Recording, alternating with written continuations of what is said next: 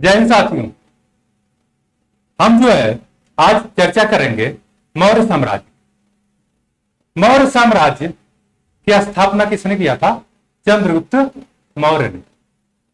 जब हम जो है मगध का उत्कर्ष पढ़ रहे थे तो मगध वर्ग में जो है एक वंश आता है नंद वंश। नंद वंश का जो अंतिम शासक होता है धनानंद, कहे कि इसे धननंद भी कहते हैं। धननंद को जो है इसको किसने मारा था? तो चंद्रगुप्त मौर्य ने जो है इसको मारकर किसकी स्थापना की थी? मौर्य वंश का। यूनानी लेखकों ने चंद्रगुप्त मौर्य को क्या कहा था? सेंड्रोपोट्स। ठीक है, सेंड्रोपोट्स नाम से जो है यूनानी लेखकों ने चंद्रगुप्त मौर्य को अपने ग्रंथों में लिखा। लेकिन सर्वप्रथम जो विलियम्स जोन्स ने जो है सेंड्रोपोट्स के रूप में किसको? चंद्रगुप्त को जो है इसकी पहचान की कि ये जो सेंड्रोपोट्स है वो किसका नाम है? चंद्रगुप्त मौर्य का। अब सवाल उठता है कि चंद्रगुप्त मौर्य या मौर्य साम्राज्य की जानकारी हमको कहां से प्राप्त होती है? तो उसके लिए जो है हमें जो है जो स्रोत मिले हैं वो क्या है? सबसे पहले है कौटिल्य का अर्थशास्त्र, जहां से हमको मौर्य साम्राज्य की क्या है जानकारी प्राप्त होती है। उसके बाद मेगास्थनीज की इंडिका। ठीक है, उसके बाद जो है तीसरे नंबर रुद्रदामन का जूना गया विलेख, विशाख दत्त का मुद्रा राक्षस, विशाख दत्त की बुक है मुद्रा राक्षस, बौद्ध जैन ग्रंथों से। उसके बाद क्षेमेंद्र की बृहद कथा मंजरी से, क्षेमेंद्र की बुक है बृहद कथा मंजरी, और सोमदेव की कथा सरित सागर इनकी बुक है सोमदेव की। कौन सी है? कथा सरित सागर। और उसके बाद लास्ट में अशोक के अभिलेखों से हमको जो है मौर्य साम्राज्य की जानकारी प्राप्त होती है। तो सबसे पहले हम देखते हैं क्या? कौटिल्य का अर्थशास्त्र। कौटिल्य का अर्थशास्त्र जो है मौर्यकालीन इतिहास को जानने का सबसे जो है महत्वपूर्ण क्या है? ग्रंथ है। सबसे महत्वपूर्ण ग्रंथ। यहां से मौर्य साम्राज्य के खास करके प्रशासन के बारे में हमको जानकारी प्राप्त होती है। इसके लेखक कौन है? तो आप कहेंगे क्या है? कौटिल्य इसके लेखक है। लेकिन कौटिल्य को जो है अन्य नामों से भी जाना जाता था। उनको किस किस नामों से? विष्णुगुप्त या चाणक्य के नाम से भी जाना जाता है। ये बार बार क्वेश्चन हमको एग्जाम में देखने को मिल जाता है कि जो है चाणक्य का या कौटिल्य का अन्य नाम क्या है? तो क्या है? विष्णुगुप्त। अर्थशास्त्र जो इनके द्वारा लिखा गया उसका जो विषय वस्तु है वो क्या है? ये अर्थशास्त्र आप सोचेंगे ये इकोनॉमिक्स पे आधारित क्या है? नहीं, ये गलत है। इसमें जो है क्या? पॉलिटी मतलब राजनीति पे आधारित एवं जो है मौर्य साम्राज्य के लोक प्रशासन पे आधारित ये क्या है? बुक है। मतलब इसकी विषय वस्तु क्या है? राजनीतिक विज्ञान है और क्या है? लोक प्रशासन है इसका विषय वस्तु। उसी पे जो है अर्थशास्त्रीय लिखा गया। ठीक है, यहां से भी सीधे सीधे क्वेश्चन बन जाता है कि जो अर्थशास्त्र का विषय वस्तु क्या है? तो आप कहेंगे राजनीति। कौटिल्य को जो है या चाणक्य को जो है भारत का जो है क्या कहते थे? मैकियावेली। क्या कहते थे? भारत का मैकियावेली कहते थे। अर्थशास्त्र में कुल अधिकरण मतलब कुल अध्याय कितने हैं?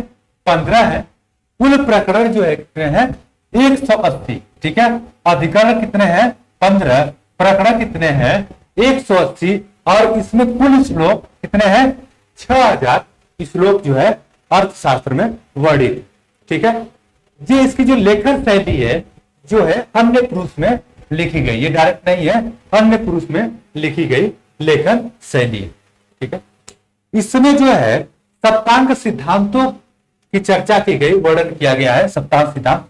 सप्तांग सिद्धांत वो सिद्धांत होते हैं जो किसी भी राज्य के निर्माण के महत्वपूर्ण अंग होते हैं। मतलब राज्य का जो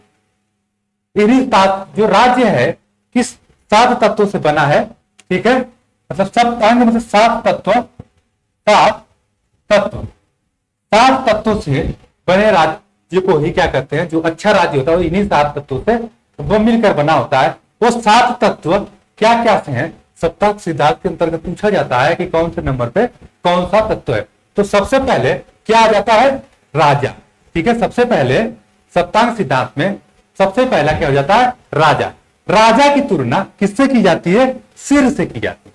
ठीक है, राजा जो है किसी राज्य का क्या होता है, वो सिर होता है। ठीक है, उसके बाद नीचे आते हैं अमात्य। अमात्य क्या कह सकते हैं, उसके प्रधानमंत्री या मंत्री अमात्य आते हैं। मंत्री जो आते हैं, अमात्य क्या होता है, मंत्री होता है। अमात्य की तुलना जो है यही प्रशासन देखता है राज्य का, इसकी तो तुलना किससे की जाती है, आंखों से की जाती है। ठीक है, क्योंकि पूरे प्रशासन की जिम्मेदारी किसके ऊपर होती है, अमात्य के ऊपर होती है। ये किस नंबर पे आता है, ये दूसरे नंबर पे आता है। तीसरे नंबर पे आता है क्या, जनपद। ठीक है, जनपद की तुलना किससे की जाती है, जनगांव से की जाती है। ठीक है, अगर आपके जनपद मजबूत होंगे तो आपका साम्राज्य बहुत ही सुदृढ़ होगा। तो तीसरे नंबर पे क्या आ जाता है, जनपद। चौथा नंबर पर दुर्ग होता है। दुर्ग क्या होता है, भुजाएं होती है। जैसे भुजाएं रक्षा के लिए होती है, उसी तरह दुर्ग भी किसी राज्य के रक्षा के लिए जितना मजबूत दुर्ग होगा उतना ही सुरक्षित वो राज्य होगा। ठीक है, तो बार बार पूछा जाता है कि सप्तांग सिद्धांत में मध्यम क्रम पे कौन सा आता है, तो आप कहेंगे दुर्ग आता है। या पूछा जाता है सप्तांग सिद्धांत पे चौथे नंबर पे कौन सा तत्व आता है, तो आप कहेंगे वो दुर्ग आता है। उसके बाद 5वें नंबर पे आता है कोष। कोष का तुलना मुख्य से किया गया है, मतलब आपके पास जो है धन है, अगर राजकोष में धन होगा तभी जो है आप उतने शक्तिशाली होंगे। मुख्य इसलिए तभी आप जो है, जब किसी के पास धन होता है, मान लीजिए मेरे पॉकेट में अभी 1 लाख रुपया है, तो मैं उतना इतरा के बोलूंगा, ठीक है, कहूंगा अपने जबान से चीजों को, क्योंकि उतना ही ज्यादा मेरे अंदर क्या होगा, गर्व हो। अगर मेरा जो है राजकोष, मतलब मेरे पॉकेट में 1 भी रुपया नहीं होगा, तो क्या होगा, मैं जो है कुछ भी बोलने से, कुछ भी खरीदने से हिचकिचाऊंगा। इसीलिए जो है किसी भी राज्य के लिए कोष जो है बहुत बड़ा महत्वपूर्ण होता है। इसकी तुलना किससे की जाती है, मुख से। कोष रहेगा तो आप अच्छी सेना रख सकते हैं, कोष रहेगा तो आप सारी व्यवस्थाएं अच्छी तरह से कर सकते हैं। उसके बाद नेक्स्ट आता है क्या, दंड। 6वें नंबर पे है दंड। दंड की तुलना किससे की जाती है, मस्तिष्क से। किससे की जाती है, मस्तिष्क से। ठीक है, और उसके बाद 7वें नंबर पे आता है मित्र। मतलब मित्र की तुलना कान से की जाती है। मतलब कि जो मित्र हमारा जितना अच्छा रहेगा, वो जो है हमें अपने राज्य के बारे में, साम्राज्य के बारे में, पड़ोसियों के बारे में उतनी अच्छी जानकारी देगा। तो इसीलिए इसकी तुलना कान जो है, हम क्या करते हैं, कान से सुनते हैं, तो हम उतने ही अच्छा से अपने साम्राज्य की अच्छाइयों और बुराइयों को जान सकेंगे। अब ये चीज हमको कौन बताएगा, हमारा जो सच्चा मित्र होगा। तो अर्थशास्त्र में क्या हो गया, राज्य के सप्तांग सिद्धांतों का वर्णन किया गया है, जिसमें क्या हो गया, पहले नंबर पे राजा, दूसरे पे अमात्य, तीसरे पे जनपद, चौथे पे दुर्ग, 5वें पे कोष, 6वें पे दंड और 7वें पे क्या, मित्र। ठीक है, ये हो गया हमारा सप्तांग सिद्धांत। अर्थशास्त्र में ही जो है तीर्थ का वर्णन किया गया है। तीर्थ जो है अधिकारियों को कहा जाता था मौर्य डायनेस्टी में, और इसकी संख्या कितनी बताई गई है, 18। 18 तीर्थों के अधिकारियों के माध्यम से जो है प्रशासन की देखभाल किया जाता था। ठीक है, अर्थशास्त्र में ही पहली बार जो है, ये पहला ग्रंथ था, इसमें सबसे पहली बार इसका उल्लेख किया गया है गुप्तचरों का। मतलब गुप्तचरों का वर्णन या गुप्तचर प्रणाली का वर्णन करने वाला ये जो है पहला ग्रंथ है। ठीक है, पहला ग्रंथ है। और गुप्तचर विभाग को जो है क्या कहा जाता था, महामात्य सर्प। महामात्य सर्प जो है क्या कहा जाता, किसको कहा जाता था, गुप्तचर विभाग। ठीक है, इसी में जो है अर्थशास्त्र में, कौटिल्य के अर्थशास्त्र में जहाजरानी का भी पहली बार वर्णन किया गया है। ठीक है, जहाजरानी का पहली बार वर्णन किया गया है। कह सकते हैं कि जहाजरानी का वर्णन करने वाला ये जो है पहला ग्रंथ है। ठीक है, इसमें जो है शूद्रों को जो है आर्य कहा गया, शूद्रों को आर्य कहा गया है, और उनको जो है ब्राह्मण क्षत्रिय वैश्यों की तरह सेना में भर्ती होने के लिए जो क्या की गई है, छूट दी गई है।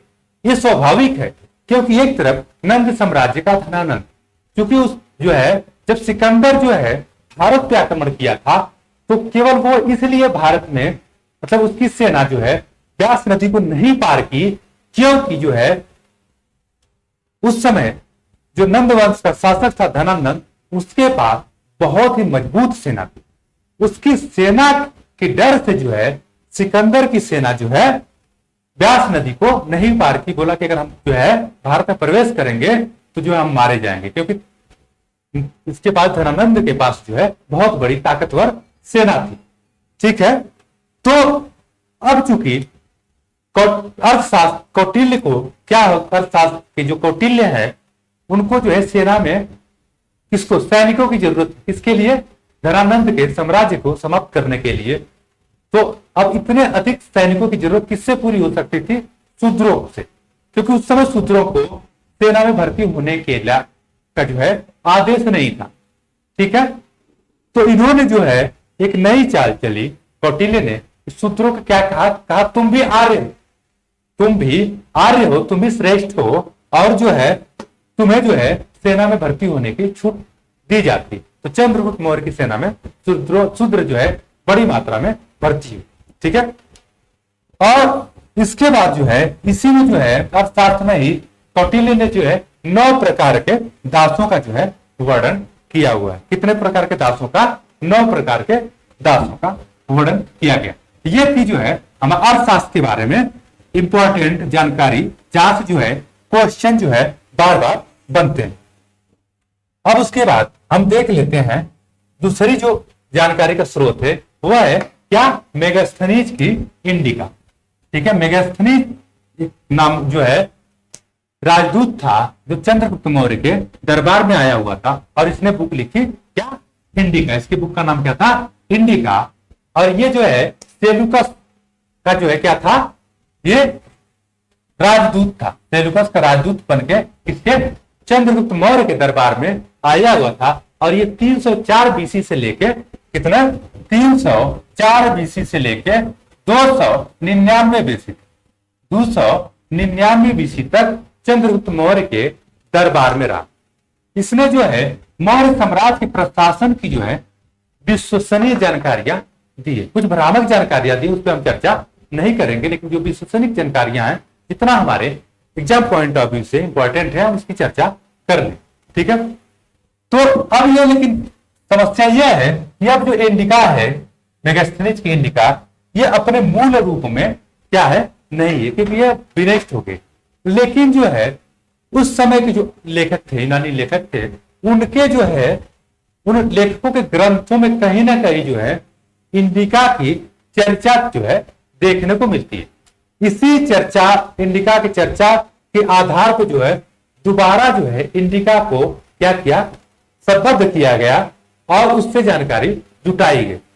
तो ये जो अन्य लेखक थे जहां से इसको जो है इसकी जानकारी मिलती है इंडिका की, क्योंकि ये अपन मूल रूप में अब नहीं है, इसके एरियन के किताब बुक में, एरियन के ग्रंथ में, स्ट्रेबो उसके ग्रंथ में, प्लूटार्क के ग्रंथ में, उसके बाद प्लिनी के ग्रंथ में और जस्टिन आदि जैसे विद्वानों के ग्रंथों में जो है इसका मेगास्थनीज के इंडिका का जो है वर्णन हमको देखने को मिल जाता। ठीक है, इसमें जो है इंडिका में, मेगास्थनीज के इंडिका में चंद्रगुप्त मौर्य को सेंड्रोपोर्ट्स कहा गया है। क्या कहा गया है, सेंड्रोपोर्ट्स। सेंड्रोपोर्ट्स के बारे में कहा गया है कि चंद्रगुप्त मौर्य जो है ये जो है महिलाओं, इसकी जो अंगरक्षक थी वो हर महिलाएं थी, और उन महिला अंगरक्षकों के बीच में जो है राजा क्या होता था, घिरा रहता था। ठीक है, ये राजा हो गया, इसकी जो अंगरक्षक थी वो क्या थी, महिला। ठीक है, महिला अंगरक्षकों से ये घिरी हुई थी और ये जो है बहुत ही खतरनाक। इसके अलावा जो है इसमें जो है चंद्रगुप्त मौर्य के जो राजधानी थी क्या थी, पोलीब्रोथा या पाटलिपुत्र। क्या थी, पोलीब्रोथा या पाटलिपुत्र। इसका उन्होंने इसकी भव्यता का वर्णन किया हुआ है और बताया है कि कितना जो है बड़ा और कितना भव्य था। इसमें जो है इसकी तुलना जो है सूसा, ठीक है, और एक बतना, सूसा और एक बतना के राजमहलों से भी अत्यधिक भव्य और विशाल होने का जो है बात कहा गया है कि उसके सामने सुषापतना की जो राजमहल है वो क्या है, फीके पड़ जाते हैं, छोटे पड़ जाते हैं। ये जो है पाटलिपुत्र के राजमहल की भव्यता का वर्णन करता है। इसके जो है अलावा जो है कुछ विदेशी लेखक हैं, वो भी जो है किसके, मौर्य साम्राज्य के बारे में जानकारी देते हैं, जिनमें जैसे स्ट्रेबो है का जो है 64 बीबीसी से लेकर 19 ईस्वी तक जो है ये रहे, इन्होंने जानकारी दिया है कि सेल्यूकस और चंद्रगुप्त मौर्य के जो वैवाहिक संबंध उनके विषय में भी जानकारी देता है, और साथ ये भी बताता है ये कि जो है चंद्रगुप्त मौर्य महिला अंगरक्षकों के साथ जो है घिरे रहते थे। इनकी अंगरक्षक क्या थी, महिलाएं थी। उसके बाद प्लूटार्क आते हैं। प्लूटार्क चंद्रगुप्त मौर्य को क्या कहते हैं, एंड्रोकोट। क्या कहते हैं, एंड्रोकोट। इन्होंने कहा है, प्लूटार्क ने भव्य जानकारी दी, कहा कि ये युवा अवस्था में किससे, सिकंदर महान से जो है क्या हुए थे, मिले। ठीक है, युवा अवस्था में सिकंदर महान से मिले थे। ये हो गया हमारा मेगास्थनीज की इंडिका व अन्य लेखकों के बारे में। अब इसके बाद एक इंपॉर्टेंट और है जहां से हमको जो है मौर्य साम्राज्य की जानकारी प्राप्त होती है, और वह है क्या, रुद्रदामन का जूनागढ़ अभिलेख। रुद्रदामन क्या था, शक शासक था, शक शासक था। ठीक है, इसने जो है, इसका एक अभिलेख है क्या, जूनागढ़ अभिलेख। इसमें जो है, इस अभिलेख में पहली बार जो है चंद्रगुप्त मौर्य और जो है अशोक का नाम का उल्लेख एक साथ मिलता है। इसके अलावा कोई ऐसा अभिलेख नहीं है जहां पे दोनों का एक साथ उल्लेख हमको देखने को मिलता है। ये पहला जूनागढ़ अभिलेख है जहां चंद्रगुप्त मौर्य और अशोक के नामों का उल्लेख एक साथ देखने को मिलता है।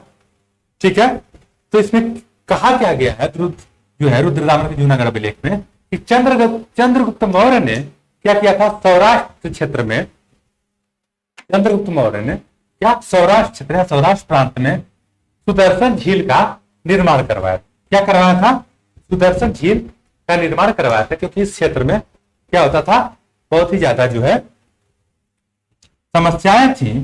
ठीक है, सूखा की। इन्होंने क्या किया था, सुदर्शन झील का निर्माण करवाया था।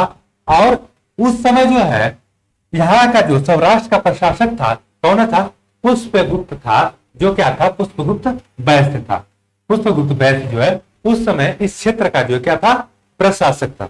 उसके बाद जो है इसी में जो है अशोक पुनः जो है, जब अशोक आता है, अशोक जो है इस झील का, सुदर्शन झील का, सौराष्ट्र के सुदर्शन झील का पुनः निर्माण कराता है। और उसके समय में जो राज्यपाल होता था, तुषाप होता था। तुषाप जो है क्या था, ये यवन था, वहां का राज्यपाल क्या था, तुषाप है राज्यपाल।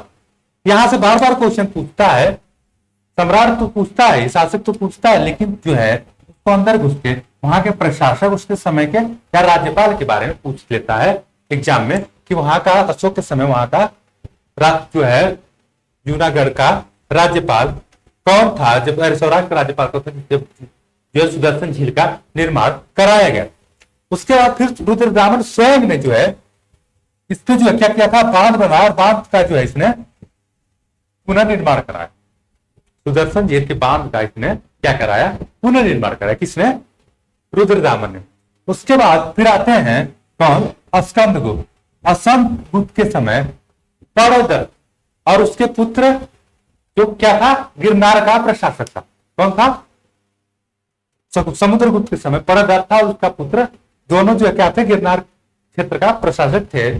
ठीक है, उस समय जो है, ठीक है, गिरनार के प्रशासक, ठीक है, गिरनार का जो है प्रशासक उस समय था कौन, अरे चक्रपालित था। ठीक है, तो चंद्रगुप्त, अरे स्कंदगुप्त, पड़ोदर और उसके पुत्र ने जो है क्या किया था, बांध का निर्माण करवाया था, पुनर्निर्माण करवाया था। उस समय गिरिनार का प्रशासक कौन था, चक्रपालित। ठीक है, तो इस प्रकार अगर हम देखें तो रुद्रदामन के जूनागढ़ अभिलेख में कितने, 4 शासकों का हमको वर्णन देखने को मिल जाता है। कौन कौन, चंद्रगुप्त मौर्य, अशोक, रुद्रदामन और स्कंदगुप्त। ठीक है, अब हम बात कर लेंगे किसकी, यहां तक हो गया। अब हम बात करेंगे विशाख दत्त के, विशाख दत्त का क्या है, मुद्रा राज। ठीक है, इनकी बुक है विशाख दत्त की, क्या है, मुद्रा राक्षस। ठीक है, तो मुद्रा राक्षस में क्या प्राप्त होता हमको, चंद्रगुप्त मौर्य के जो है, चंद्रगुप्त मौर्य के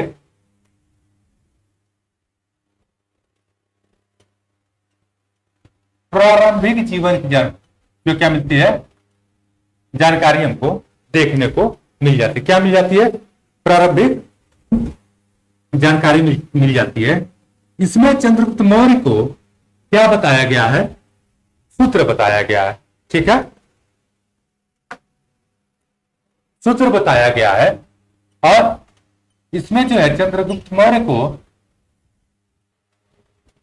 ठीक है, चंद्रगुप्त मौर्य को विल्सन संबोधित किया गया है,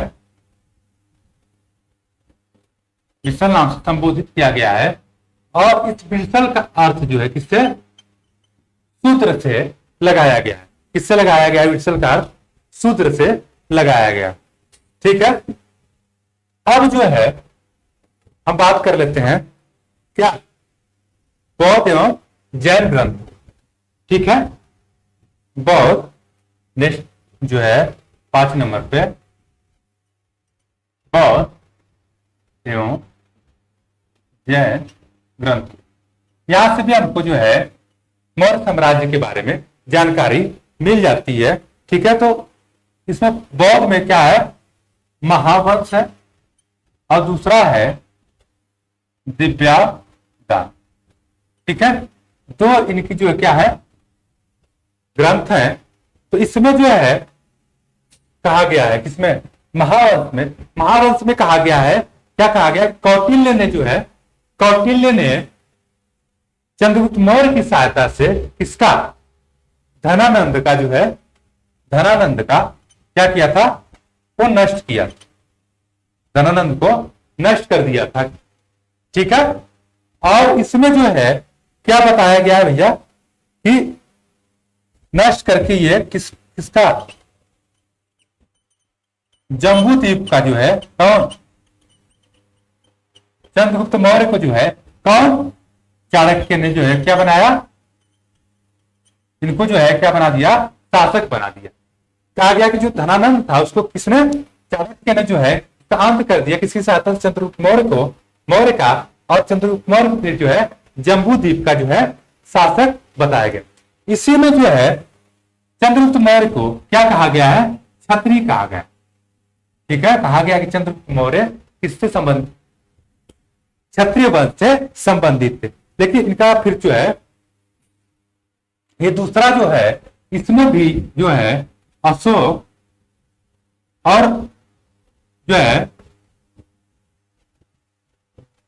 अशोक और बिंदुसार, अशोक और बिंदुसार को जो है क्या कहा गया है, दोनों को क्षत्रिय बताया गया। ठीक है, दिव्यावतान में भी जो है अशोक और बिंदुसार को क्षत्रिय बताया गया, महावंश में चंद्रगुप्त मौर्य को क्षत्रिय बताया गया, और कहा गया कि ये जो है इसको, धनानंद को जो है कौन, चंद्रगुप्त मौर्य जो है, चाणक्य ने चंद्रगुप्त मौर्य की सहायता से इसका जो है, इसका विनष्ट कर दिया, और जो है क्या किया, जम्बू द्वीप का जो है इसको चंद्रगुप्त मौर्य का शासक बता दिया। ठीक है, अब आते हैं जैन। ये तो हो गया बौद्ध, उसके बाद हम आ जाएंगे जैन। उसके बाद जैन में क्या है, इनका जो ग्रंथ है कौन सा जैन का है, परिशिष्ट पर्वन। क्या है, परिशिष्ट पर्वन। परिशिष्ट पर्वन में भी जो है चंद्रगुप्त मौर्य को क्या बताया गया है, मौर्य को क्या बताया गया है, चंद्रगुप्त मौर्य को क्षत्रिय ही बताया गया है। कैसे बताया गया है, कि बोला गया है कि जो मयूर पोषक थे, ठीक है, मयूर पोषक लोग थे, मयूर पोषकों का जो सरदार था, मयूर पोषक इसका जो है सरदार, सरदार कौन? कन्या, कन्या का जो ये क्या था? पुत्र था। कन्या का मतलब मयूर पोषक लोगों का जो है कौन था? सरदार। उस सरदार की पुत्री थी, कन्या थी, उसका पुत्र कौन था? चंद्रगुप्त मौर्य। इस हिसाब से क्या हो गया? ये इसकी उत्पत्ति क्षत्रिय से हो गई। अब देख लेते हैं क्षेमेंद्र की क्या बृहद कथा मंजरी। ठीक है, क्षेमेंद्र की 6वें नंबर पे क्षेमेंद्र की बृहद कथा मंजरी। ठीक है, क्षेमेंद्र की बृहद कथा मंजरी, ये इनकी बुक है क्षेमेंद्र की। कौन सी? बृहद कथा मंजरी। ठीक है, बृहद कथा मंजरी में जो है चंद्रगुप्त मौर्य को क्या कहा गया है? नंद वंश का ही बताया गया। ठीक है, कहा गया कि चंद्रगुप्त मौर्य जो है कौन? चंद्रगुप्त मौर्य किसी मौर्य वंश के नहीं थे, बल्कि ये नंद वंश से ही संबंधित थे, उसी परिवार से थे। ठीक है, और ऐसा ही विचार सोमदेव के बृहद कथा, सोमदेव के कथा सरित सागर से। ठीक है, सोमदेव के कथा सागर में भी सेम वर्णन है, इसमें भी और इसमें। इन दोनों किताबों में सोमदेव के कथा सरित सागर और क्षेमेंद्र की कथा मंजरी में भी जो है इनको क्या बताया गया है? नंद वंश का बताया गया है। इसका मतलब कि ये क्या थे? शूद्र। ठीक है, इनको क्या बताया गया? शूद्र बताए। अब हम आ जाते हैं क्या? नेक्स्ट है अशोक का अभिलेख। ठीक है, तो अशोक का अभिलेख हम यहां पे न करके हम कहा कर लेंगे? जब हम अशोक पढ़ाएंगे, अशोक में अशोक के अभिलेखों की चर्चा कर लेंगे, क्योंकि बहुत इंपॉर्टेंट टॉपिक है और वहां से जो है बहुत सारे क्वेश्चन बनते रहते हैं। ठीक है, तो हम वहां अशोक के अभिलेखों को देख लेंगे। अब हम देख लेते हैं क्या? मौर्य वंश। ठीक है, तो मौर्य वंश का संस्थापक कौन था? मौर्य वंश का संस्थापक चंद्रगुप्त मौर्य। कौन था संस्थापक? संस्थापक कौन था? ठीक है, चंद्रगुप्त मौर्य। और चंद्रगुप्त मौर्य जो है इसका जो गद्दी पे बैठा कब? 322 ईसा पूर्व से लेकर ये जो है 298 ईसा पूर्व तक। ठीक है, 298 ईसा पूर्व तक ये गद्दी पर रहा। ठीक है, 298 ईसा पूर्व तक रहा। ये इसका संस्थापक हो गया चंद्रगुप्त मौर्य। अब इसके बारे में जान लेते हैं चंद्रगुप्त मौर्य के। ठीक है, चंद्रगुप्त मौर्य के तो अभी बताया हमने, अभी शूद्र। कुछ लोग, कुछ विद्वान जो इसको क्या मानते हैं? शूद्र मानते हैं। कुछ जो है इसको, ठीक है, कुछ इसको निम्न कुल का, ठीक है, कुछ इसको निम्न कुल का और कुछ इसको क्या? क्षत्रिय मानते हैं। ठीक है, अब शूद्र कौन कौन कहता है? शूद्र में भी जैसे ब्राह्मण जितने ग्रंथ हैं, ठीक है, इसको क्या कहते हैं? शूद्र कहते हैं। ठीक है, अभी हमने देखा कौन? मुद्रा राक्षस में भी मुद्रा राक्षस में भी जो है चंद्रगुप्त मौर्य को क्या कहा गया है? शूद्र कहा गया है। किससे? वही वृषण शब्द से जो है शूद्र कहा गया है। इतिहास तक इसको जो है धनानंद का पुत्र भी कई जगह देखने को मिलता है कि इसको धनानंद का पुत्र भी जो है चंद्रगुप्त मौर्य को कहा गया। और कहा गया? इसी में कहा गया। उसके बाद बृहद कथा मंजरी, उसमें भी आपको मिल जाता है। ठीक है, कथा मंजरी, कथा सरित सागर। ठीक है, इसमें सब में सूत्र मिल जाता है। और जस्टिन ने, विदेशी लेखक हैं कौन? जस्टिन ने इनको निम्न कुल बताया कि किसी ये निम्न कुल का व्यक्ति था चंद्रगुप्त मौर्य। क्षत्रिय कौन कौन कहा है? खास करके बौद्ध ग्रंथ और कौन? जैन ग्रंथों ने इनको क्या कहा है? क्षत्रिय बताया। ठीक है, ये तो हो गया चंद्रगुप्त मौर्य। अब चंद्रगुप्त मौर्य शूद्र, निम्न कुल या क्षत्रिय। ठीक है, अब जो है चंद्रगुप्त मौर्य का अन्य नाम भी हमको देखने को मिल जाता है और वो वही 3 नाम। ठीक है, कितने नाम? 3 नाम। सेंड्रोकोट्स, ठीक है, एंड्रोकोट्स, ठीक है, एंड्रोपोड्स और सेंड्रोकोप्टस, ठीक है, सेंड्रोकोप्टस, ठीक है। तो सेंड्रोकोप्टस से कौन कौन कहा, स्ट्रैबो, एरियन एवं जस्टिन, कौन कौन कहा, स्ट्रैबो, एरियन और किसने, जस्टिन ने इसको क्या कहा, चंद्रगुप्त मौर्य का क्या, एंड्रोपोड्स का, ठीक है। प्लूटार्क और एपियानस, ठीक है, कौन, प्लूटार्क एवं एपियानस ने जो है क्या कहा इसको, एंड्रोपोड्स का, चंद्रगुप्त मौर्य को एंड्रोपोड्स का। और जो है निर्याकस ने इसको, निर्याकस ने क्या कहा, सेंड्रोकोप्टर, क्या कहा, सेंड्रोकोप्टर, ठीक है, सेंड्रोकोप्टस। इन तीनों का जो है, तीनों के नामों की पहचान, इन तीनों का, एंड्रोपोड्स और सेंड्रोकोप्टस, इन तीनों का नामों की पहचान किसने किया पहली बार, कि ये चंद्रगुप्त मौर्य के लिए ही कहा गया है। तो कौन, William Jones, sir William Jones, कौन, सर। अब यहां से डायरेक्ट क्वेश्चन बनते हैं, आपको दे देगा कि किसका नाम है, ठीक है। तो आप जो है डायग्राम से समझ गए होंगे, ठीक है।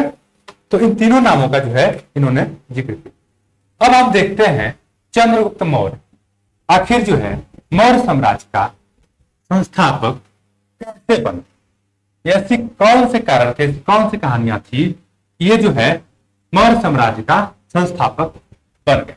तो आइए हम सुनाते हैं ये कहानी, या इसको कह सकते हैं किसका, प्रारंभिक जीवन के बारे में हम बताते हैं, क्या, इसका प्रारंभिक जीवन की कहानी या घटना, ठीक है। हुआ यूं, एक बार जो है विष्णुगुप्त जो थे हमारे, वो धनानंद के दरबार में, चाणक्य जिसे कहते हैं धनानंद, ये कौन था, मगध का राजा था, मगध का राजा था और किससे संबंधित था, नंदवन, ठीक है। चाणक्य जो है इसके राज्य में रहते थे, कौन, राज्य में कौन था, चाणक्य। चाणक्य महोदय जो है इसके बड़े तैस में ब्राह्मणत्व का जो अभिमान लिए हुए इसके दरबार में जाते हैं, लेकिन राजा जो है धनानंद जो है अपनी गद्दी से, अपनी क्या है, गद्दी से नहीं उठता। तो चाणक्य जो होता है या कौटिल्य को इस बात का दुख होता है कि अरे मैं जो है ब्राह्मण, और ब्राह्मण के दरबार में आने पर इस राजा की इतनी हिम्मत की राजगद्दी से उठा ही नहीं। तो कौटिल्य जो है अपने आप को क्या करते हैं, अपमानित महसूस करते, अपने आप को अपमानित महसूस करते हैं, और इस अपमान का बदला लेने के लिए वो जो है संपूर्ण नंदवंश को समाप्त करने की ठान लेते हैं, और अपने जो है जटाओं या चोटी को खोल लेते हैं। कहते हैं मैं तभी जो है जटाओं या चोटी को बांधूंगा जब तक कि इस नंदवंश का मैं इस नंदवंश को समाप्त नहीं कर देता।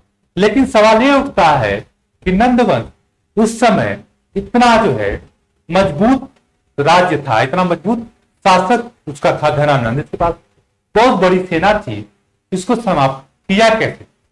यही सोचते हुए कौन, चंद्रगुप्त, यही सोचते हुए चाणक्य जो है विंध्याचल के जंगलों में भटक रहे, विंध्याचल के जंगलों में भटक रहे थे। उस जंगल में कुछ बच्चे जो है एक खेल खेल रहे होते हैं। क्या खेल वो था, कौन सा, राजकिलम नामक का, कौन सा, राजकिलम में जो है एक झूठ मूठ का बालक राजा बनता था, और वो जो है क्या करता था, न्याय करता था। तो राजकिलम नामक क्रीड़ा को, खेल को खेलते हुए जो है वह वहीं ठहर गए, रुक गए उस खेल को देखने के लिए। तो वहां एक छोटा सा बालक जो है राजा बना हुआ, राजा के पत्थर पे बैठा हुआ राजा बनकर, और उसके जो है एटीट्यूड को देख के वो इस तरह प्रभावित हो जाते हैं, कौन, चाणक्य जी, कि जो उस बच्चे, उस बालक को जो है 1,000 रुपए कर्तार्पण में, 1,000 रुपए में उसके माँ बाप से क्या करते हैं, खरीद लेते हैं। वो कौन था, चंद्रगुप्त मौर्य। इस चंद्रगुप्त मौर्य को अपने साथ ले जाते हैं, इसका जो है बकायदे इसको जो है शिक्षा देते हैं, अस्त्र शस्त्र, ठीक है, विद्या का इसको शिक्षा देते हैं, और कहा लेके चले जाते हैं, तक्षशिला। तक्षशिला में जो है इसके शिक्षा का पूरा प्रबंध किया जाता है, और इसे जो है एक सैनिक के या राजा के रूप में तैयार किया जाता है, एक योद्धा के रूप में तैयार किया जाता है। इसको चंद्रगुप्त मौर्य। जब ये तैयार हो जाता है तो चूंकि जो है उधर धनानंद, चूंकि धनानंद जो है अपने विलासिता पूर्व जीवन के लिए, विलासिता पूर्व जीवन से उसकी जनता जो है क्या थी, बहुत ही नाराज, जनता बहुत ही नाराज थी। इस नाराजगी का फायदा उठाते हुए, ठीक है, किसने,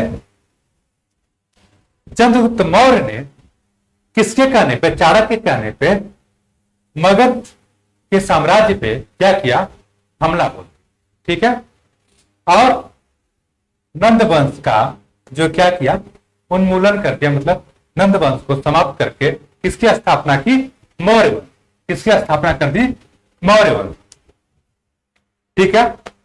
लेकिन जो है अब हम देख लेते हैं, स्थापना तो कर दे, लेकिन इसकी उपलब्धि क्या क्या, चंद्रगुप्त मौर्य स्थापना तो कर लिया, लेकिन इसने इसके समय में हुआ क्या क्या था, इसने ऐसा क्या क्या किया था, उपलब्धियां, या इसने सबसे पहले जब मगध साम्राज्य पे क्या किया, सबसे पहला कार्य किया इसने क्या, हाँ, सबसे पहले इसने मगध पर आक्रमण किया, मगध, ठीक है, लेकिन इसमें वो क्या हुआ, सफल नहीं हुआ, असफल हो, ठीक है, असफल हुआ, निराश जो है वो जा रहा था, तो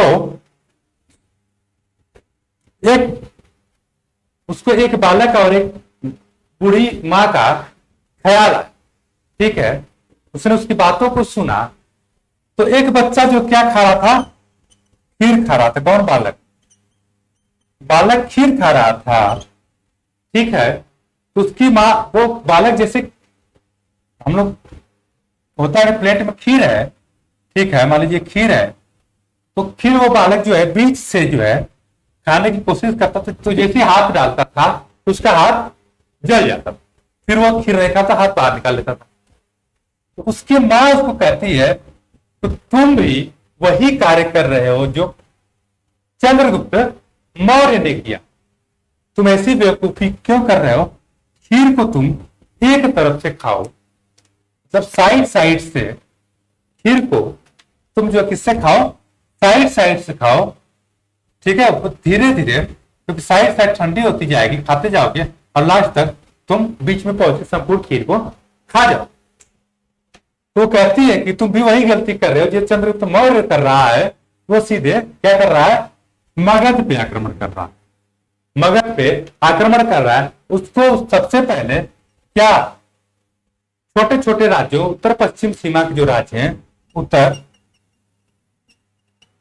पश्चिम सीमा से सटे राज्य हैं, ठीक है, उसको विजय करना चाहिए, तब जाके मगध कमजोर होगा, तब जाके मगध पे आक्रमण करना चाहिए। इस कहानी से सीख लेते हुए चंद्रगुप्त मौर्य ने क्या किया कि उत्तर पश्चिम, ठीक है, उत्तर पश्चिम सीमा पर हमला बोला, क्या बोला, उत्तर पश्चिम सीमा की विजय।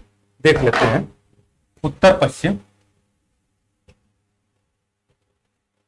उत्तर पश्चिम सीमा की विजय।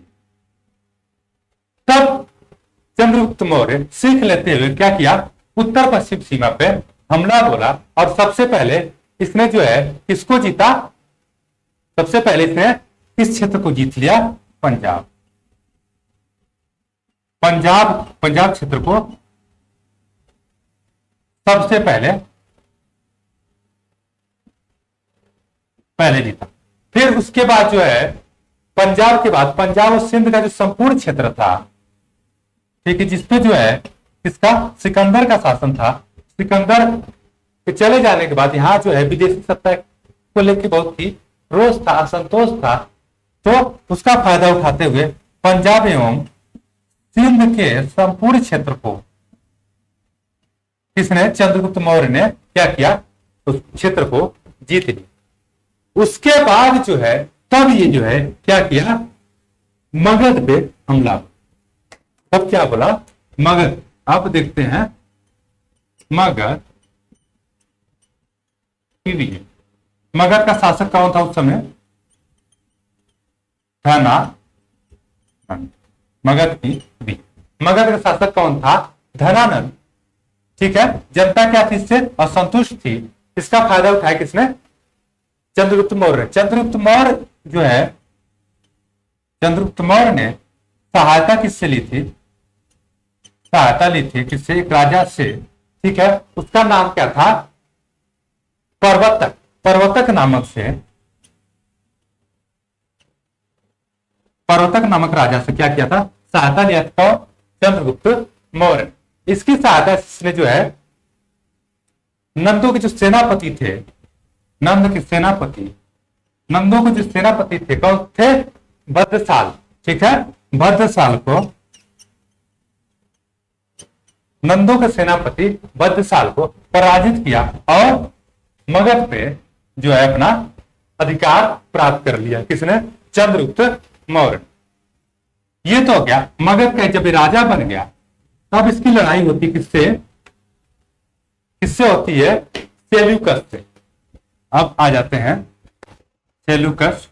ठीक है, सेल्यूकस से युद्ध। सेल्यूकस से जो युद्ध होता है वो कब होता है, ये चलता है 305 से 304 बीसी। ठीक है, 304 से 305 से 4 बीसी। एक तरफ अब सेल्यूकस के बारे में जान लेते हैं। ये सेल्यूकस कौन था, ये बेबीलोनिया का, कहां का, बेबीलोनिया। बेबीलोनिया का क्या था, शासक।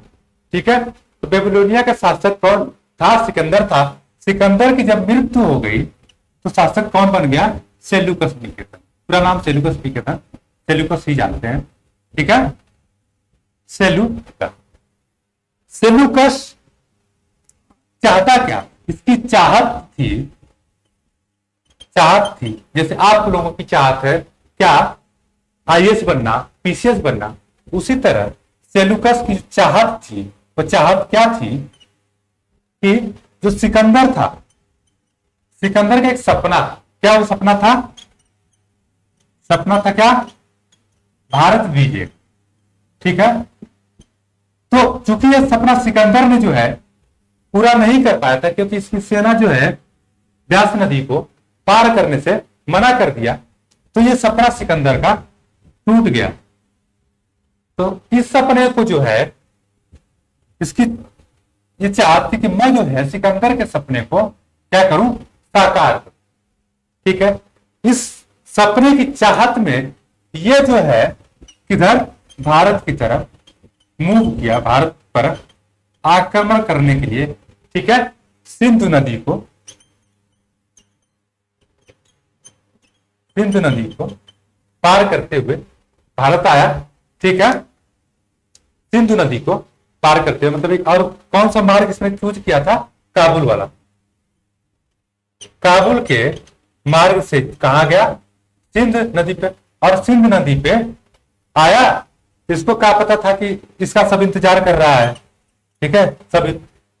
तो चंद्रगुप्त मौर्य की विशाल सेना जो है, इसका सेल्यूकस निकेतन का, सेल्यूकस का विशाल सेना चंद्रगुप्त मौर्य।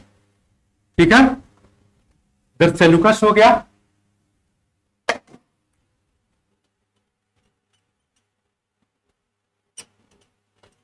चंद्रगुप्त मौर्य। चंद्रगुप्त मौर्य की सेना इंतजार कर रही थी और दोनों के बीच क्या हुआ, भयंकर युद्ध। ठीक है, परिणाम क्या हुआ, चंद्रगुप्त विजयी हो गए और ये जो है बुरी तरह हारा। ठीक है, जब ये बुरी तरह हारा, इसने क्या किया, इसने क्या किया कि संधि का प्रस्ताव, जब हार गया तो क्या किया, संधि का प्रस्ताव रखा। संधि में क्या बोला गया, संधि में बोला गया कि इसकी बेटी थी, बेटी कौन थी, बेटी कौन थी, हेलेना। ठीक है, तो हेलेना का क्या विवाह, हेलेना का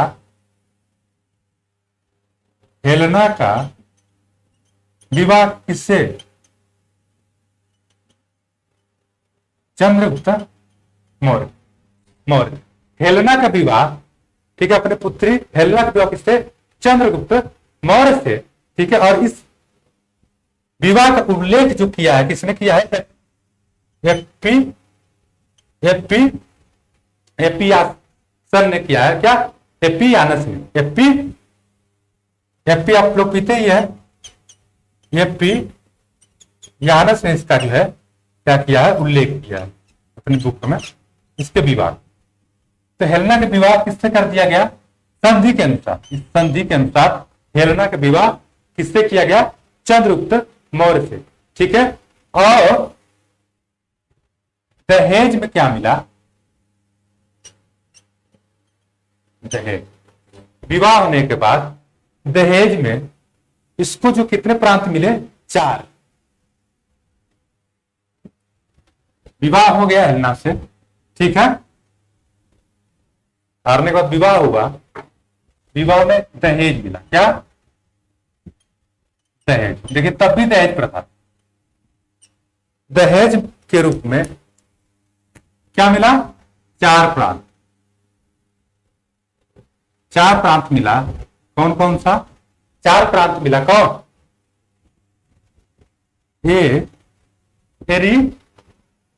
एरिया या इसको हेरात करते हैं, एरिया या हेरात प्रांत। ठीक है, उसके बाद और वो कोसिया या कंधार से करते हैं,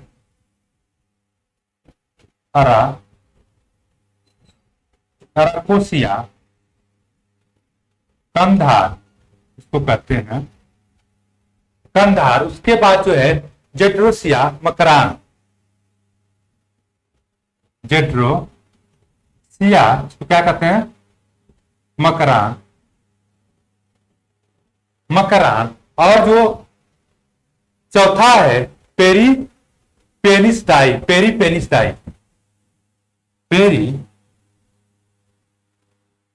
पेनिसडाई, इसको हम क्या कहते हैं, कौन सा, काबुल वाला क्षेत्र।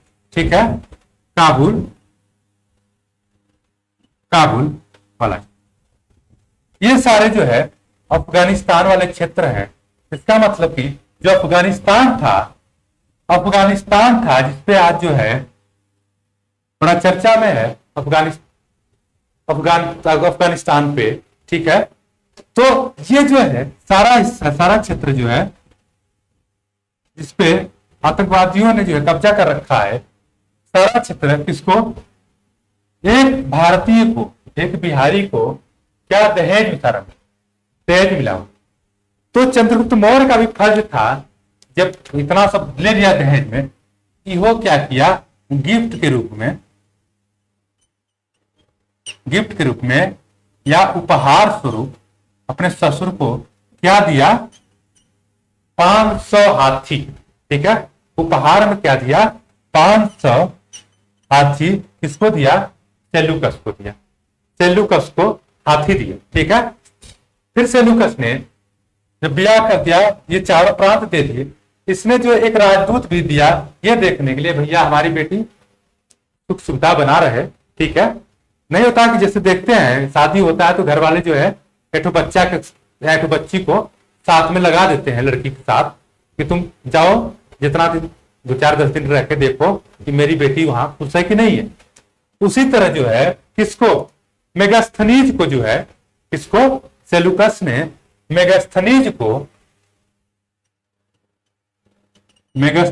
को इसको भी दहेज में ससुरा को दे दिया, राजदूत बना के राजदूत के रूप में जो है चंद्रगुप्त मौर्य के दरबार में भेज दिया कि जाओ देखना कि जो हमारी बेटी खुश रहेगी कि नहीं रहेगी।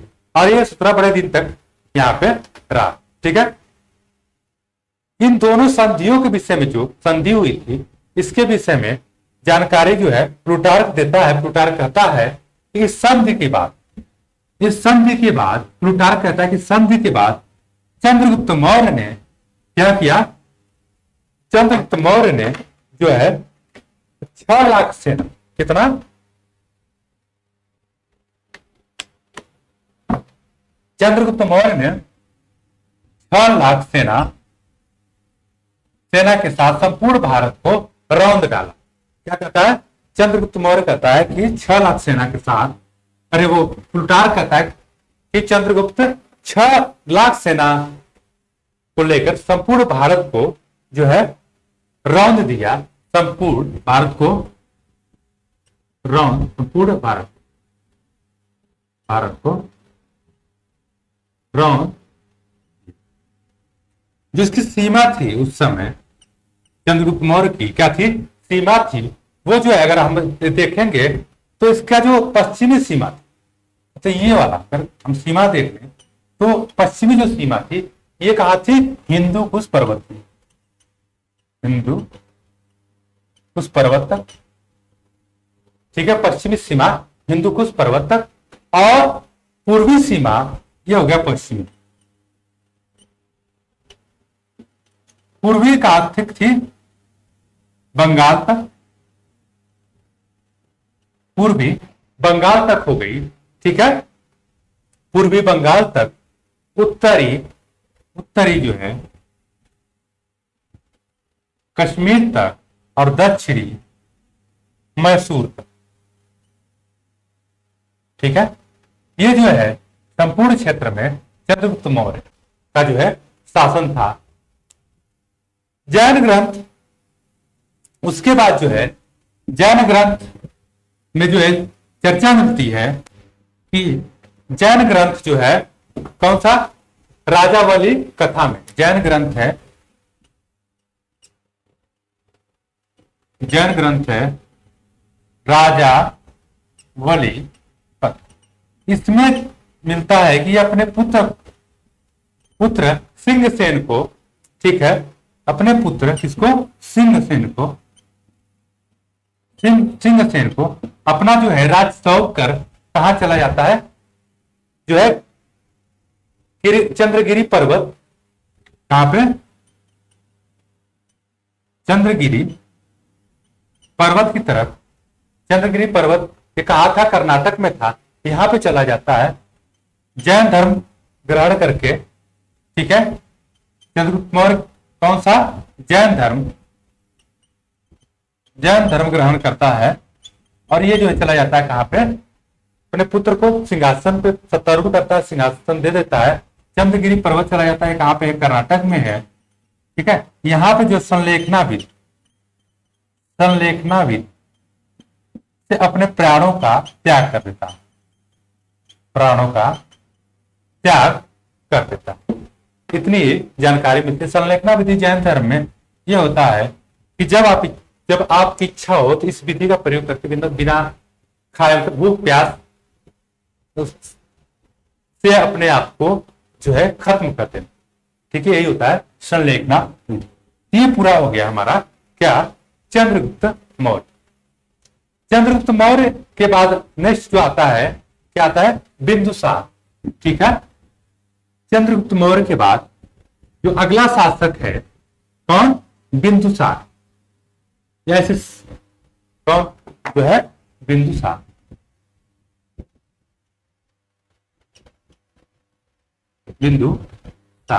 ठीक है, बिंदुसार जो है 298 से लेकर 273, ठीक है, 298 बीसी से लेकर 273 बीसी तक क्या करता है, शासन करता है।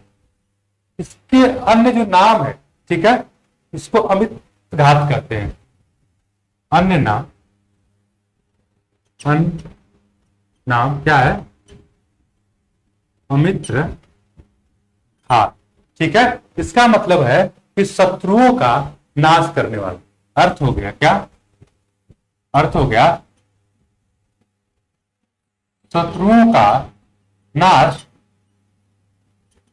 करने वाला। ठीक है, शत्रुओं का नाश करने वाला।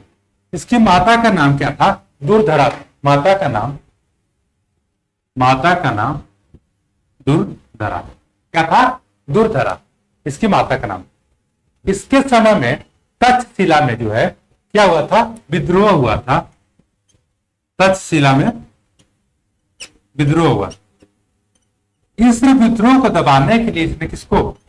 अशोक को, ठीक है, अशोक को भेजा था। और अशोक जो है कहां का उसका प्रशासक था?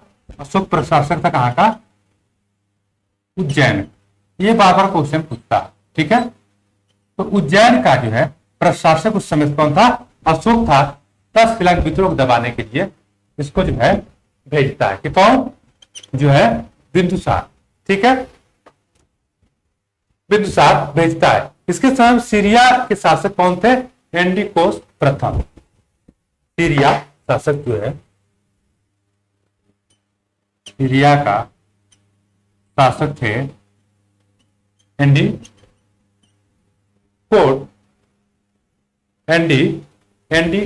सीरिया के शासक एंटियोकस प्रथम।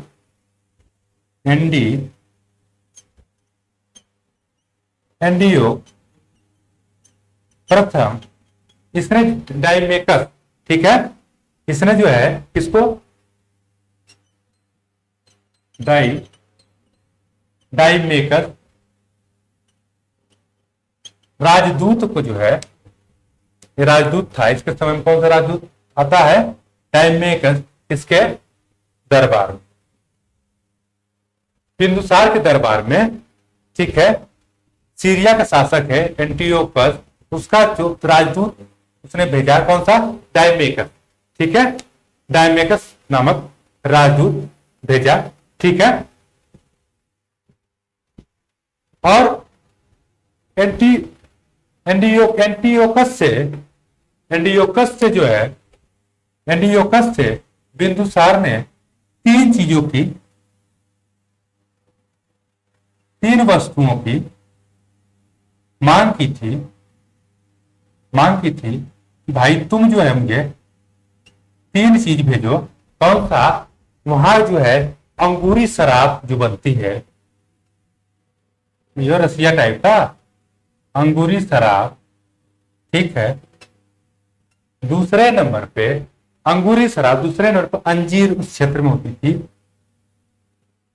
अंजीर। और तीसरे नंबर पे क्या? दार्शनिक, ठीक है। इन तीन चीजों को वो मांगा था। कौन? बिंदुसार ने। किससे? एंटियोकस से। लेकिन जो है वो अंगूरी शराब और जो है अंजीर भेजा, दार्शनिक जो है मना कर दिया, बोला भाई मैं दार्शनिक नहीं भेजूंगा, ठीक है। इसके बाद जो है मिस्र का जो शासक है इसके समय में, मिस्र का शासक है कौन? टालमी द्वितीय, फिलाडेल्फस।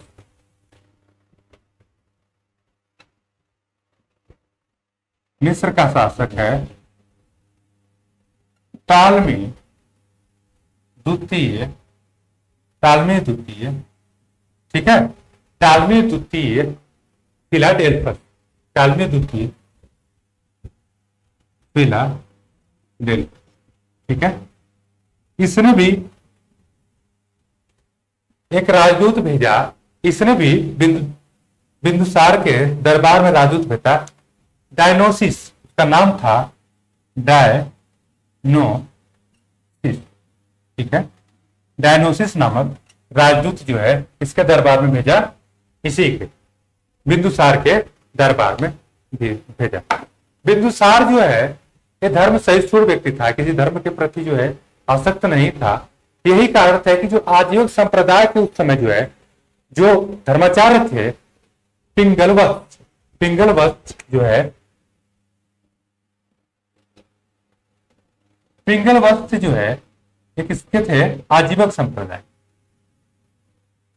संप्रदाय के जो है आचार्य थे। इससे इनकी जो है बड़े जो है क्या थे? मधुर संबंध। मधुर संबंध। तो ये तो हो गया बिंदुसार के बारे में, उतने फैक्ट जो हमारे एग्जाम पॉइंट ऑफ व्यू से इंपॉर्टेंट। ठीक है, अब हम बात कर लेते हैं अशोक के बारे में। सम्राट अशोक, ठीक है, सम्राट अशोक।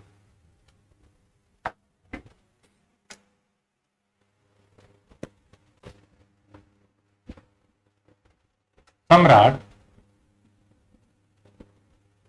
अशोक, ठीक है, अशोक के बारे में जान लेते हैं।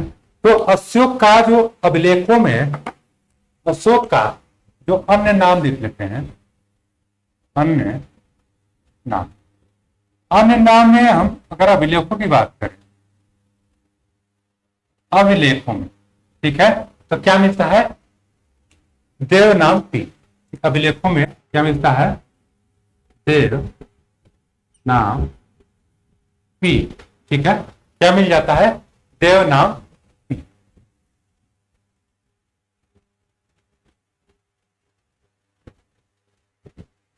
देव नाम, ठीक है, अभिलेखों में जो है क्या मिल जाता है? अशोक का नाम क्या मिल जाता है? ज्यादातर देव नाम पी। भाब्रू अभिलेख में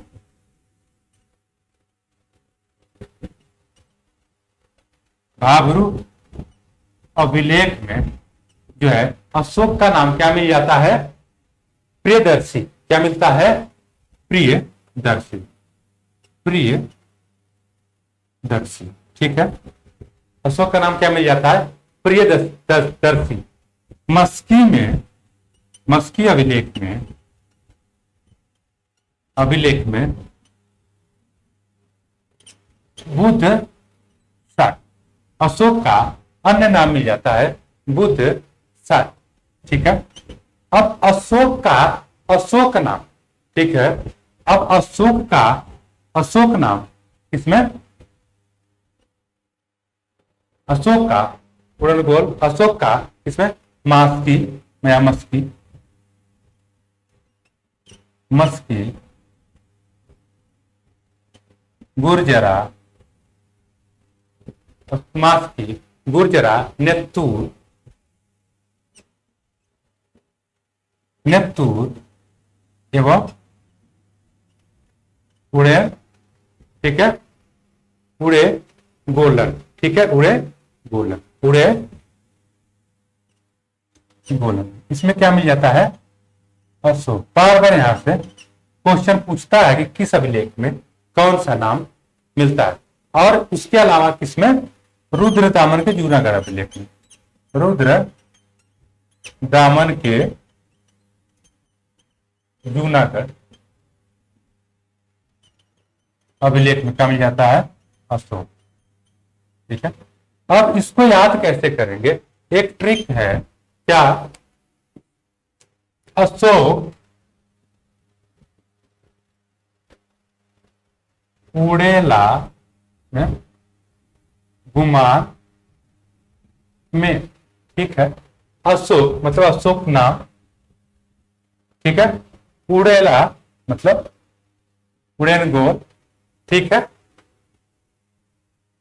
गस गु से गुर्जरा, ठीक है, मार से या म से मस्की, टी से और न से क्या हो गया? नेत्तू। मतलब अशोक उड़ेला गुमान में। इस ट्रिक से आप अशोक का नाम अशोक किस अभिलेख में कहां का मिलता है, आप जो है मास्की, गुर्जर, नेत्तूर और उड़ेन गोलन में देख सकते हैं। ठीक है, ये हो गया हमारा जो अशोक का जो अन्य नाम है। अब इसके माता के बारे में देख लेते हैं। इसके माता के भी नाम जो है, नामों को लेके बड़ा विवाद है।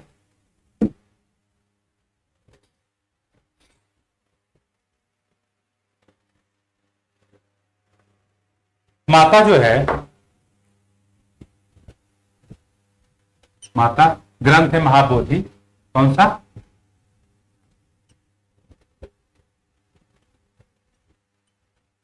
महाबोधि, ये बौद्ध ग्रंथ है। इसमें इनके माता का नाम क्या मिलता है? धम्मा, धम्मा। ठीक है, माता का नाम क्या मिल जाता है? अम्मा। ठीक है, उसके बाद फिर दिव्यावतार में, दिव्यावतार जो नेक्स्ट बौद्ध ग्रंथ है उसमें जो है इनकी माता का नाम पसादिका मिल जाता है। क्या मिल जाता है? पसादिका। पसादिका इनकी माता का नाम मिलता है। लेकिन अशोक अवदान माला एक बुक है, क्या? अशोक अवदान माला। ठीक है, इसमें इनकी माता का नाम सुभद्रांगी। क्या? सुभद्रांगी। सुभद्रांगी। ठीक है, सुभद्रांगी। ठीक है, मिल जाता। और यही नाम जो है कौन? स्मिथ है। स्मिथ की एक बुक है, स्मिथ की बुक है कौन? अशोका। स्मिथ की बुक है अशोका, इसमें भी सुभद्रांगी मिल जाता है। ये तो इनकी माता का नाम। उसके बाद हम इनकी पत्नियां देख लेते हैं। इनकी बहुत सारी पत्नियां हैं, इनका भी नाम हम देख लेते हैं। अशोक के पत्नियां, ठीक है, कई पत्नियां हैं। तो इसमें सबसे पहले आ जाती है कौन? असंघ मित्रा।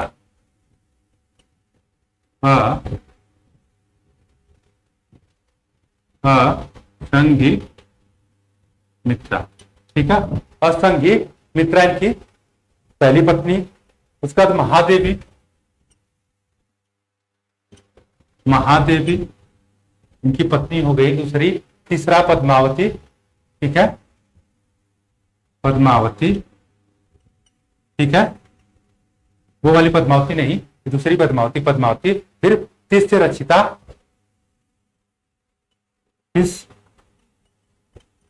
तीसरे रचिता। उसके बाद जो है कारुवाकी। कारुवाकी इनका उल्लेख जो है प्रयाग प्रशस्ति में जो है, प्रयाग प्रशस्ति में जो है, या प्रयाग स्तंभ में, प्रयाग स्तंभ में कारुवाकी का नाम मिलता है। और यहां से जो है क्वेश्चन आया हुआ भी। ठीक है, इनके अगर पुत्रों की बात करें, पुत्रों की भी जो है 4 पुत्र हैं कौन? कुणाल और महेंद्र। कुणाल, महेंद्र। ये किसके अनुसार है? बौद्ध ग्रंथों के अनुसार। ठीक है, ये तो हो गए बौद्ध ग्रंथों के। जालौक राज तड़ंगरी में। ठीक है,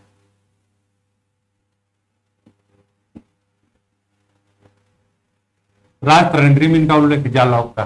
ठीक है, उसके बाद तीवर, एक अन्य नाम मिल जाता है तीवर का। कहां मिलता है? ये यहां पे मिलता है भाई, प्रयाग स्तंभ में जो है इनके एक अन्य पुत्र तीवर का नाम हमको देखने को मिल जाता है। अब आ जाते हैं अशोक के राज्याभिषेक।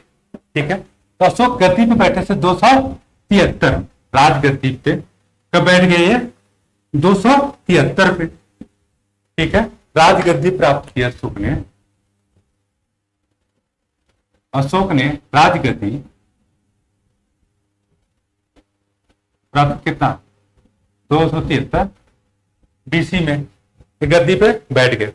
लेकिन बैठने के बाद कितने बाद? 4 वर्ष बाद, गद्दी के बाद 4 वर्ष बाद जो इनका क्या हुआ? राज्याभिषेक। 4 वर्ष बाद क्या हुआ? राज्याभिषेक हुआ। किदवंतिया तो कहानियां हैं कि इन्होंने अपना राज्याभिषेक अपने कितने 99 भाइयों को मारकर जो है राजगद्दी प्राप्त किया। ठीक है, और कई जगह चर्चा मिलती है कि इनके जो सौतेला भाई था सिमुक, सौतेला भाई कौन था? सिमुक। ठीक है, या सुमर। सिमुक को जो है, ये जो है सिमुक को सहायता किसकी लिया? सहायता अपने दोस्त से लिया, और उसका नाम था क्या? राधा गुप्त। राजा गुप्त से सहायता लेके इसको जो है, इसको क्या किए, मार दिए। मार कर जो है क्या प्राप्त किए, राजगद्दी प्राप्त किए। ठीक है, लेकिन अगर हम इनके अभिलेखों में देखेंगे, शिलालेखों में, तो ये कहानी सत्य प्रतीत नहीं होती, क्योंकि अशोक के जो है 5वें शिलालेख में, अशोक के 5वें शिलालेख में इनके भाई और इनके परिवार के लोगों का जो है, तो जीवित भाई और इनके परिवार के लोगों का चर्चा हमको मिल जाता है। तो ये कहानी जो है अगर देखें तो फिर गलत सिद्ध होती है। अब हम बात कर लेते हैं अशोक का कलिंग में, तो सबसे इंपॉर्टेंट है, और यहीं से जो है अशोक के जीवन में अमूलचूल परिवर्तन होता है, और ये जो है युद्ध नीति को छोड़ते हुए इस पे धर्म नीति की तरफ मुड़ जाता है। अशोक क्या, कलिंग विजय। कलिंग विजय कब किया था इसने, 261 कब, 261 BC। ठीक है, 261 BC में। कलिंग क्षेत्र उड़ीसा वाला क्षेत्र है। कौन सा क्षेत्र है, उड़ीसा वाला क्षेत्र। ठीक है, तो ये कब किया था, जब अशोक अपने राज्याभिषेक के 8वें वर्ष में इस पे हमला किया था, कलिंग पे किया था, कलिंग पे हमला किया था। और इसका वर्णन जो कलिंग वर्णन मिल जाता है, कलिंग पे हमला का, वो अशोक के जो है 13वें शिलालेख में इसका वर्णन, 13वें शिलालेख। ठीक है, इसका कारण क्या है कलिंग पे विजय करने का। ठीक है, इसका कारण था अशोक जो है व्यापार के लिए समुद्री मार्ग और स्थल मार्ग, इन दोनों मार्गों पे जो है सीधे संपर्क चाहता था। इन दोनों मार्गों पे क्या चाहता था, सीधे संपर्क चाहता था। और इसके लिए सबसे बड़ी बाधा कौन था, सीधे मार्ग पे सबसे बड़ी बाधा था कौन, कलिंग। इसलिए जो है इसने कलिंग पे जो है हमला किया। परिणाम क्या हुआ, हमले के बाद भीषण नरसंहार हुआ। लाखों की तादाद में लोगों की जाने गई, लाखों की तादाद में लोगों की जाने गई। परिणाम ये हुआ कि अशोक जो है, अब इसका हृदय जो है, अशोक का जो है हृदय क्या हुआ, हृदय परिवर्तित हो गया। और ये जो है अब जो है युद्ध नीति के स्थान,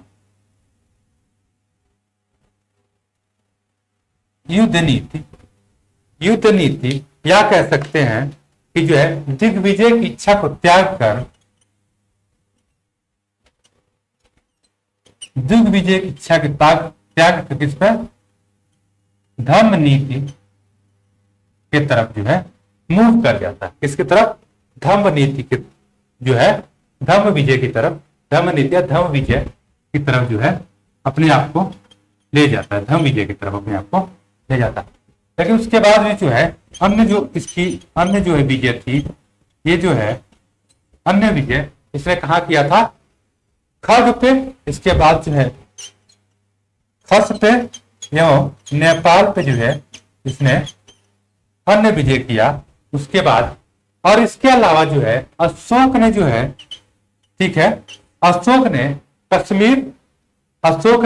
कश्मीर में श्रीनगर, ठीक है, कश्मीर में कौन, श्रीनगर, और नेपाल में नेपाल में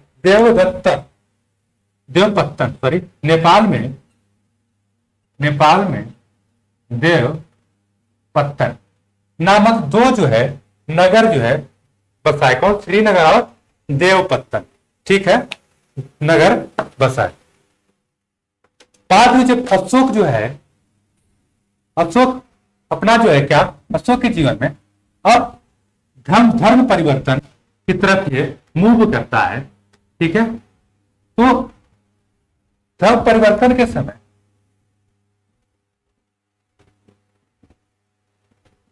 धर्म परिवर्तन, इसको जो है कुछ लेखक शैव धर्म का अनुयायी बताते हैं, कुछ बौद्ध धर्म का कुछ कुछ बताते हैं। लेकिन एक दिन जो कहानी है, एक दिन जो है ये अपने खिड़की से अपने जो उसके बड़े भाई थे सुमन, उनका पुत्र था, कौन था? निग्रोध। ठीक है, इसका पुत्र था सुमन का पुत्र, बड़े भाई सुमन, इनका पुत्र है निग्रोध। ये जो है निग्रोध जो है बौद्ध अनुयायी होता है। क्या होता है? बौद्ध अनुयायी। एक दिन ये अपने दरबार में खड़े होते हैं और देखते हैं कि निग्रोध जो है सन्यासी का वेश धारण करके क्या करता है?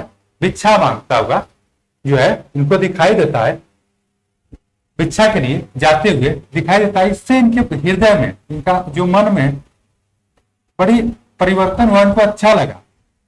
ये देख के जो है ये बड़े प्रभावित हो गए। जो है क्या हुआ, इस निग्रोध से, अपने भतीजे से जो है बड़े प्रभावित हुए। और बाद में जो है इसी ने प्रवचन, बौद्ध धर्म का, इनको बौद्ध धर्म का प्रवचन दिया और जो है इनको बौद्ध धर्म इन्होंने अपना लिया। ठीक है, इन्होंने क्या किया? प्रवचन सुनकर बौद्ध धर्म अपना ली। उसके बाद इनकी मुलाकात होती है मोगली पुत्र तीस से। किससे? मोगली पुत्र तीस से। किससे मुलाकात होती है?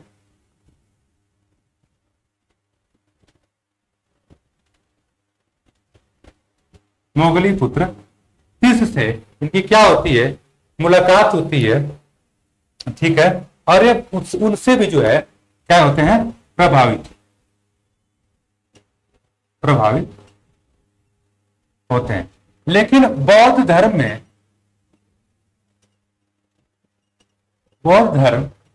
में दीक्षित करने का कार्य कौन करता है? बौद्ध धर्म में दीक्षित करने का काम इनको करता है कौन? उपगुप्त नामक बौद्ध भिक्षु। उपगुप्त बार बार क्वेश्चन पूछता है अशोक को, बौद्ध धर्म में दीक्षित किसने किया? तो बौद्ध धर्म में दीक्षित किसने किया था? उपगुप्त ने। जो किसको? अशोक को, जो है अशोक को क्या किया था? बौद्ध धर्म में दीक्षित किया। दीक्षित होने के बाद 10वें वर्ष ये जो है अपने शासन 10वें वर्ष ये जो है बोध गया की यात्रा करते हैं। 10वें वर्ष बोध गया की यात्रा। ठीक है, कितने? 10वें वर्ष।